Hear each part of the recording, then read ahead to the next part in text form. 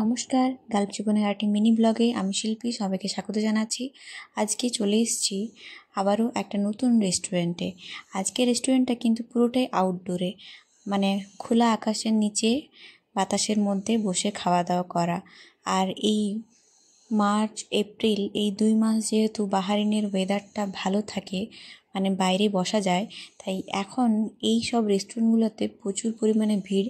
আর চারিদিক এত সুন্দর সাজানো, মানে বাচ্চাদের খেলার জায়গা করা আছে, চারিপাশে আলোয় ঝলমল করছে, অনেক সুন্দর সাজানো আছে।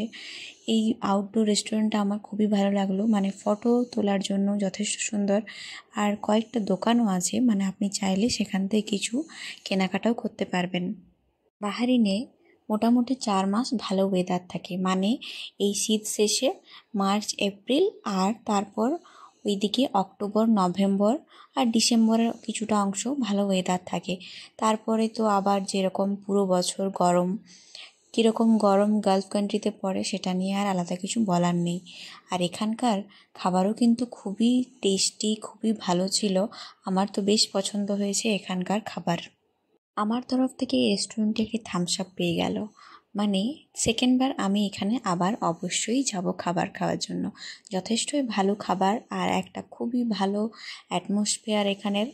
ছবি তোলার জন্য তো পারফেক্ট জায়গা।